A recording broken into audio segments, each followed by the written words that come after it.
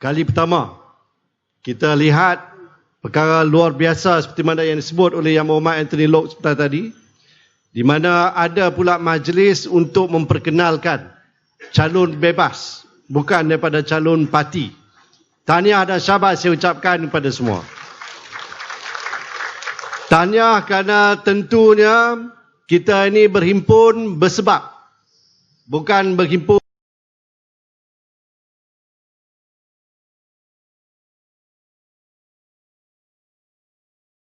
seronok-seronok. Akan nama baik orang Melayu, orang Islam untuk membuat penyelewengan, salah guna kuasa dan rasuah. Betul tidak? Kita berhimpun kali ini kerana kita nak menyelamatkan keadaan. Kita nak menyelamatkan negara kita, negeri kita, diri kita dan keluarga kita. Kerana kita tidak rela rasuah berleluasa, bermaharajalela di dalam negara kita ini. Tuan-tuan dan puan-puan, ingat PRU 14 yang lepas, ke hulu ke hilir, Pakatan Harapan berkempen untuk mendedahkan mengenai penyelewengan yang dilakukan oleh seorang Perdana Menteri yang masa itu memerintah dengan kuasa yang begitu besar sekali. Dalam keadaan kita pembangkang berhadapan dengan sebuah kerajaan yang rakus menyalahgunakan kuasa, kita menerangkan satu persatu kepada rakyat yang sanggup mendengar mengenai penyelewengan tersebut. Dan yang kita ceritakan itu bukan perkara kecil-kecil, tuan-tuan. Kita sebut mengenai rasuah tahap gaban. Sampai guna istilah gaban.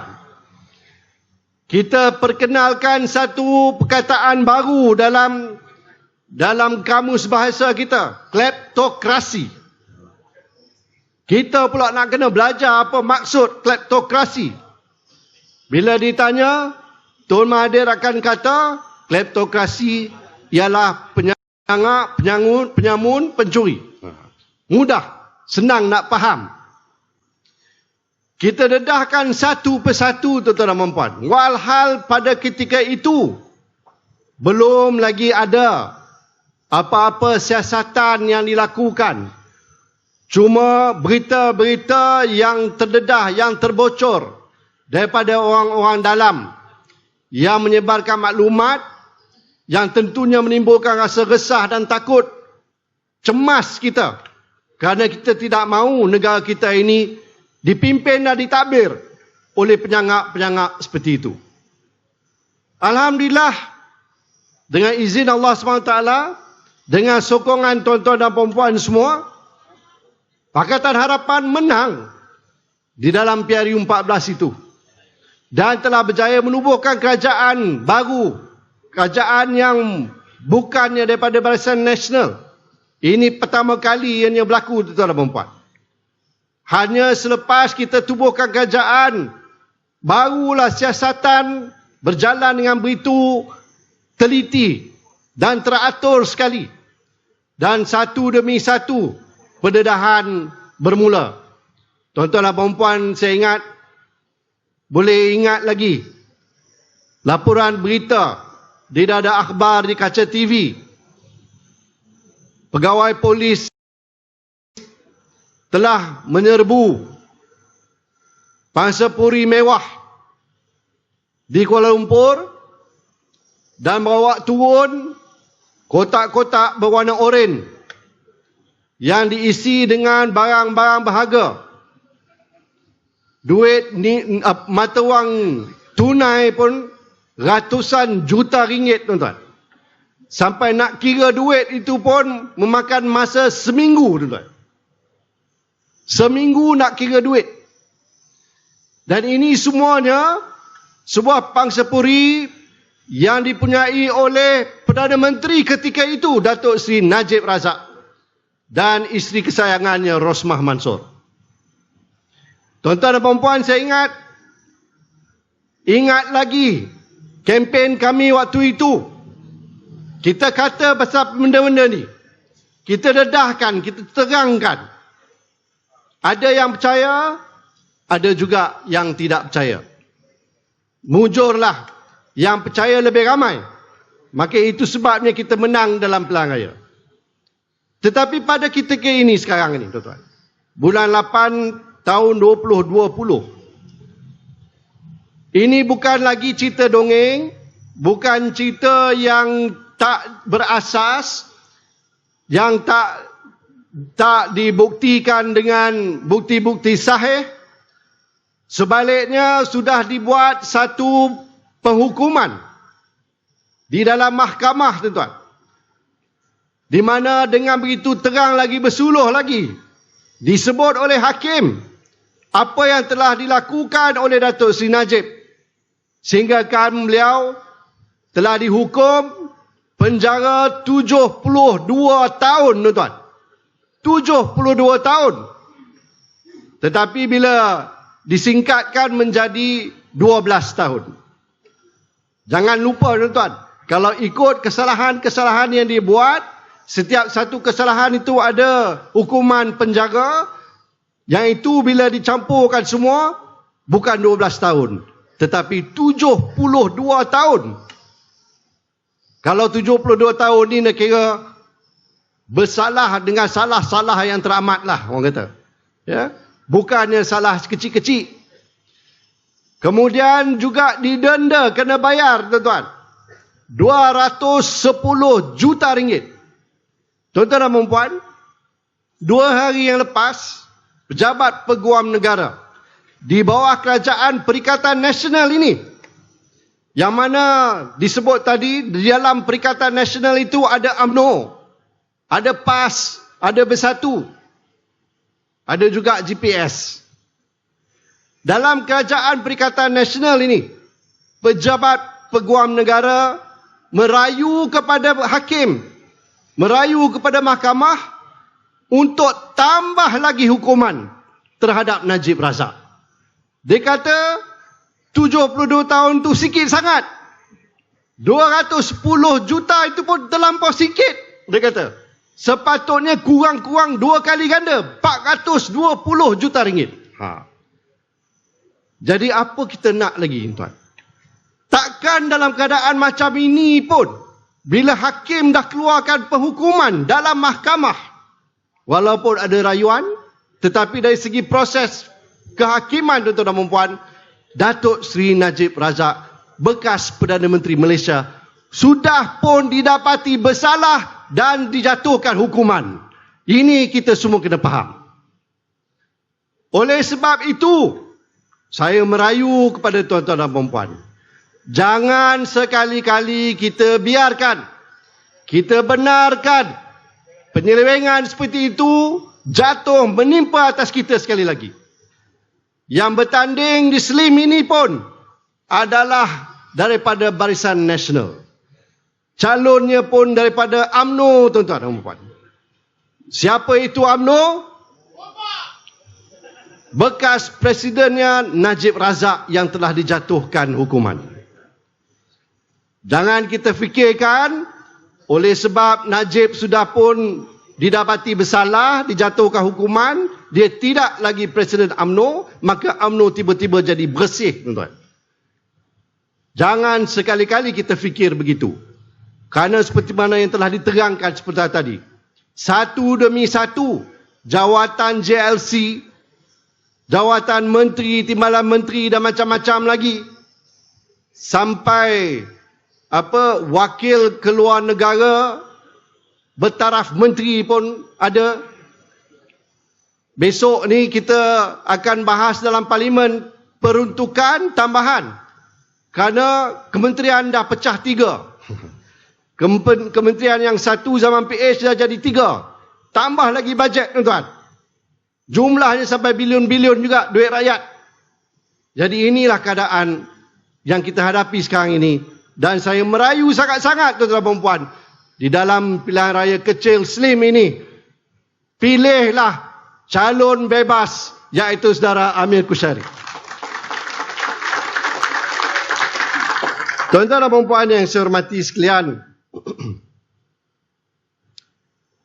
rasuah ini musuh paling besar bagi negara kita. Apa juga yang kita rancang nak buat, apa juga usaha kita, bagaimana kita nak menguruskan kewangan untuk menjayakan satu-satu program ataupun projek untuk rakyat. Kalau ada rasuah, semuanya tak menjadi. Benda yang sepatut kosnya mungkin RM50,000, tiba-tiba boleh jadi RM100,000. Yang kos 5 juta boleh jadi 10 juta. Yang lebih teruk lagi, yang kos 50 juta tiba-tiba boleh jadi 100-200 juta. Dan akhirnya rakyat juga yang terpaksa tanggung. Kalau kita rasakan bahawa negara kita ni sepatutnya negara yang kaya, cukup dengan hasilnya, hasil mahsulnya cukup untuk dinikmati oleh rakyat, tetapi kita juga terasa macam ada benda tak kena.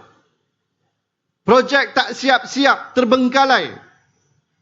Kalaupun jadi projek, rosak dan macam-macam lagi. Sebabnya tak lain tak bukan ialah kerana penyelewengan. Bila ada amalan-amalan salah guna kuasa, rasuah dan sebagainya, itulah jadinya, tuan-tuan.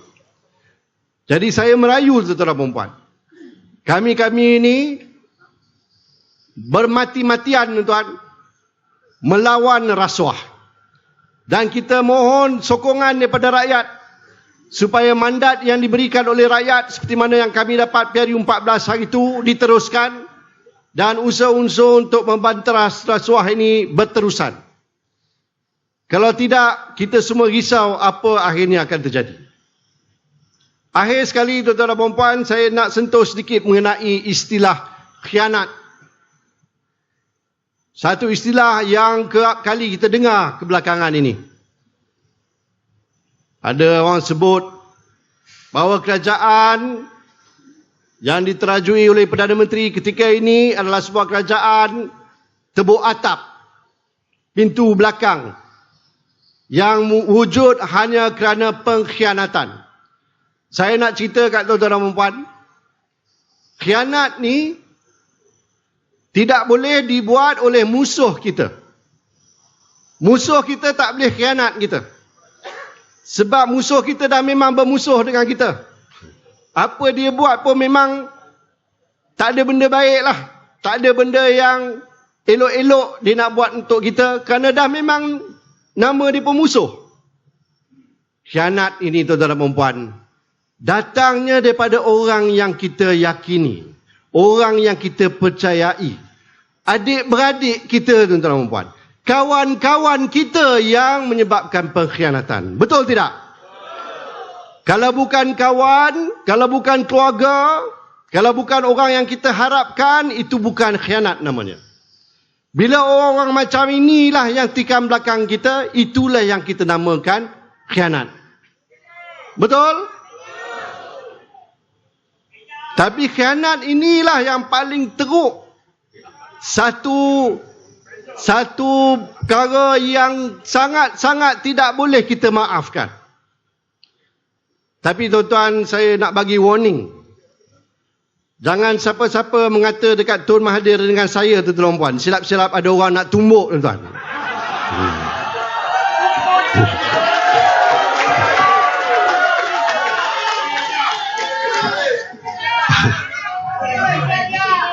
Ada orang mengakulah. Dia mengaku saja, tak tahulah betul tak betul kan. Ada pula orang kata, kalau macam tu baik dia tumbuk diri dia sendiri dulu. Jadi jangan nak percayalah benda-benda macam ni. Kami pun sama-sama dengan Tun, kawan-kawan kita, memang duk gelak-gelak saja. Sebab ada orang mengaku macam-macam. Mengaku anak angkat Tun pun ada. Lepas tu ada apa? Anak didik pun ada. Anak daddy pun ada. Dan terbaru sekali anak buah. Semua mengaku anak. Saya pun tak perasan adik-beradik saya ramai macam tu. Kat Perak ni pun ada. Jadi saya pun tanya dengan Tun, bila masa pula Tun ni sampai ramai sangat anak ni. Dia kata tak ada. Jadi janganlah tuan-tuan nak percaya benda-benda macam ni. Semua karut belaka. Tambah pula lagi, bagi orang yang khianat kita, jangan kita percaya cakap-cakap dia. Ya. Jadi akhir sekali tuan-tuan dan puan-puan, mungkin ada yang fikirkan PRK ni kecil saja, apa sangat. Menang kalah tak ubah keadaan ataupun situasi politik dalam negeri Perak ini. Tak akan tumbang kerajaan kalau kita menang, dan tak akan semakin kuat kerajaan kalau dia yang menang. Tapi yang saya nak sampaikan sini ialah satu mesej yang kita nak hantar kepada rakyat bahawa kami ini masih ada. Kami bukan di kalangan bersatu yang khianat, tetapi kami bersatu yang berprinsip, tuan-tuan. Kalau kami dari kalangan yang tidak berprinsip, Tun Mahathir masih Perdana Menteri kepada Kerajaan Perikatan Nasional pada hari ini, tuan-tuan. Betul tidak?